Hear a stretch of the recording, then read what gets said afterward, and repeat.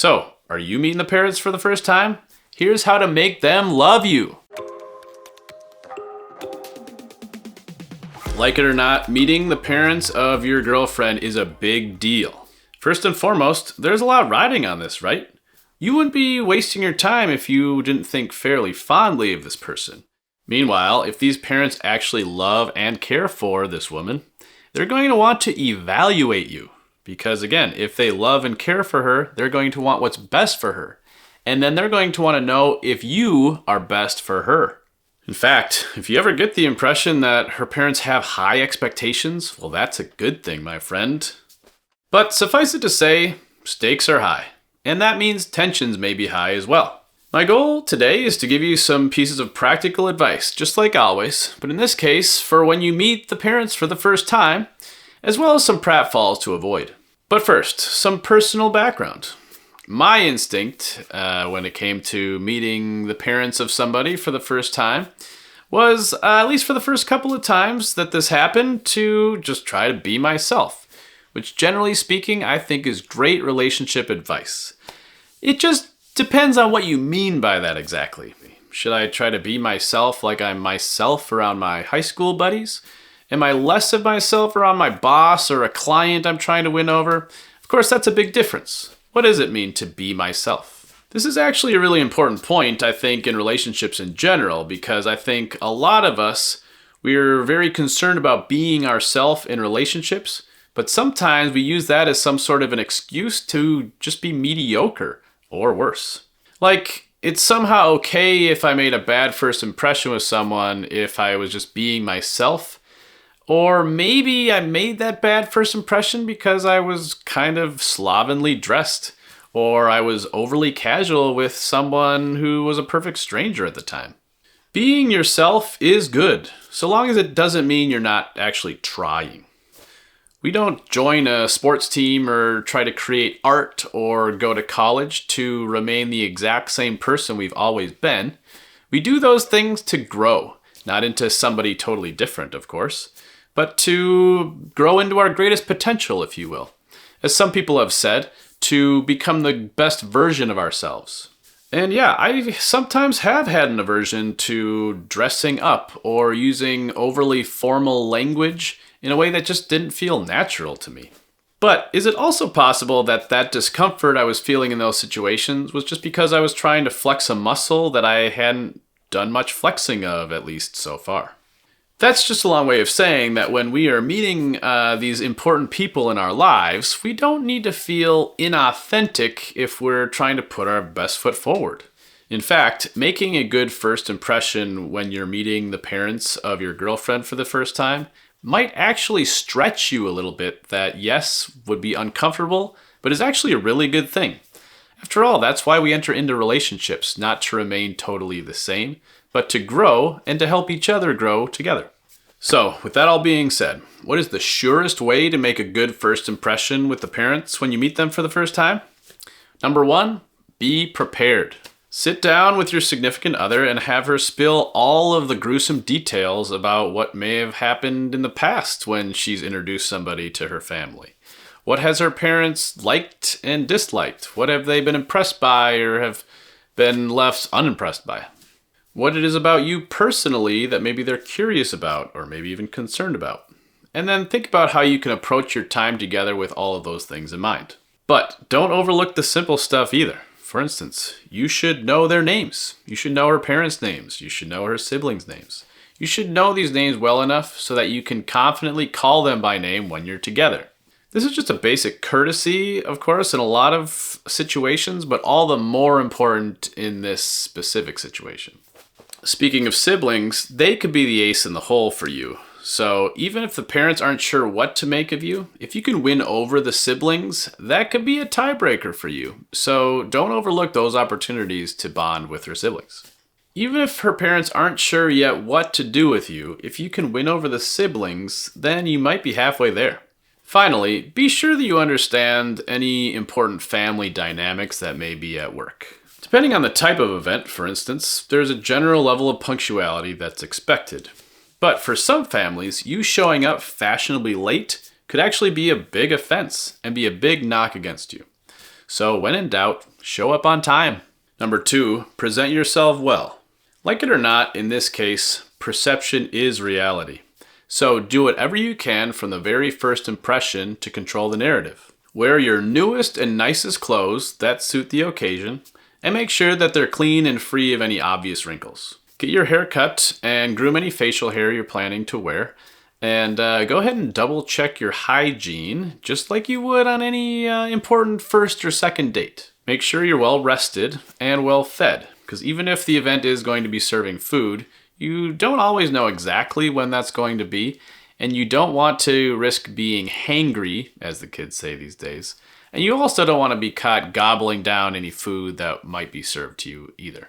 You might even want to make sure that you get some good exercise ahead of time, which for me is always kind of a good boost of confidence. And it can just be nice to blow off some steam before something important like this. Oh, and did I mention be on time? Number 3, bring a gift.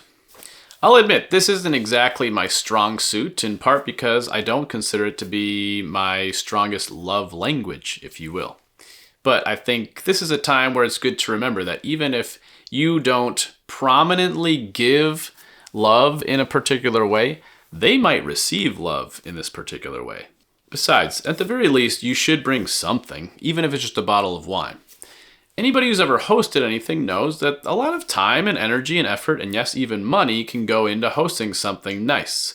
And not that you're expecting to be repaid by any means, but a small token of appreciation, both in a verbal form but also in the form of a small gift, can go a long way, especially if it helps to enhance the evening together.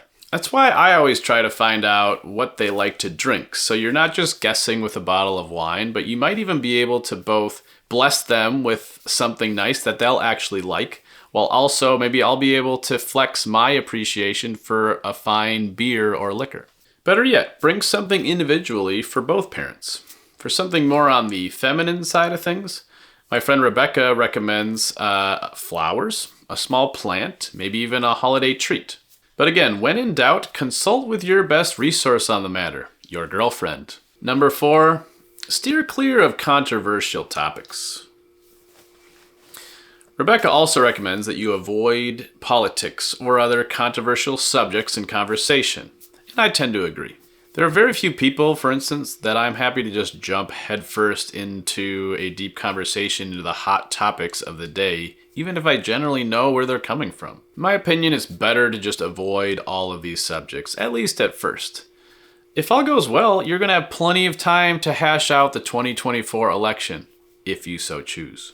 Besides, instead of broaching subjects, remember you're the new guy in town and you're probably better served asking questions. Particularly ask questions about things that these people are genuinely interested in and excited about. Listen to what they talk about, how they respond to things, and you'll be able to pick up very quickly upon what they want to talk about. Spoiler alert, people love talking about themselves. And you'll endear yourself to them if you make it clear to them that you like listening to them talk about themselves. Finally, have a plan to divert and abort. As much as we can try to prepare for anything, conversations can take on a life of their own, and it can be hard to put the worms back into the can, if you know what I mean. Don't be afraid to change the subject either. It's much better that you have some sort of slightly awkward transition than to put your foot firmly into your mouth. Number 5, show some love and spread it around. I hate to break it to you, but I really can't guarantee that any stranger is going to like you. They're not going to always laugh at your jokes. They're not going to always think that your questions are thoughtful and helpful and interesting or authentic. But there is one way that you can work to endear people to you, and that's to show that you like them, and do so from the very beginning. The first thing that you should say to your girlfriend's parents, for instance, is some sort of combination of, "So nice to see you, thank you so much for having us." If I'm at somebody else's house, I like to compliment them on their lovely home or something to that effect.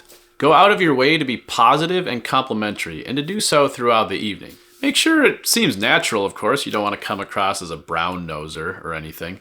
But when we're around people that we like, we are constantly, maybe even without noticing it, being positive and complimentary. For instance, Ooh, steak medium rare, man after my own heart. Oh, you picked out my favorite dessert? What a sweetheart. Finally, make time to interact individually with all of the family members. Not only will you be able to form some individual bonds with each of them, but that sort of effort won't go unnoticed either. And if you want to really hit a home run, invite her family members to something in the future, maybe even something that you would host yourself. It not only shows that you're excited to spend more time with them, that you actually like them, but you're also willing to invest in what might become of this relationship. The flip side to all this, of course, is number 6, avoid negativity. Whatever you do, stay positive, stay gracious, stay humble. Make sure that you're never the center of attention, and defer to others as much as possible. Avoid any sort of insults, even if they seem fairly innocuous. Maybe her family members feel comfortable needling each other, but maybe they wouldn't feel quite as comfortable with your needling, at least not yet. Sharp sarcasm in particular can be particularly hard to discern when you don't know somebody and know where they're coming from. So better not to risk it the first time you meet at least. Again, if all goes well, you'll have plenty of time in the future to let your hair down in conversation. On the first meeting though, keep it light and keep it positive. And last but not least, show subtle affection, but avoid over-the-top PDA. If you're meeting your girlfriend's parents in the context of you being her boyfriend, it's perfectly natural for you to want to and to actually show some level of affection. In fact, I'd say it's good that you do because, again, they're evaluating you, and I have to believe her parents are going to want to walk away from this meeting thinking that you two actually like each other. That said, her family might still be warming up to the idea that she even has a boyfriend right now. So if you were to be overly touchy-feely, that might come as quite a shock. Instead, a hand on the small of her back goes a long way, as does the occasional handhold or even the occasional kiss on the cheek.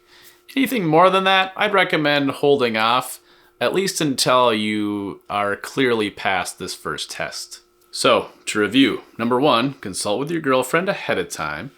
Number 2, present yourself with your best foot forward. Number 3, bring a gift. Number 4, avoid controversial subjects. Number 5, be complimentary and spread that love around. Number 6, avoid negativity. And number 7, keep PDA subtle. All right, that's all I got for you today. Thanks so much for listening. I'd love to hear what you thought on this subject. Did you agree? Did you disagree? Do you have some insights of your own?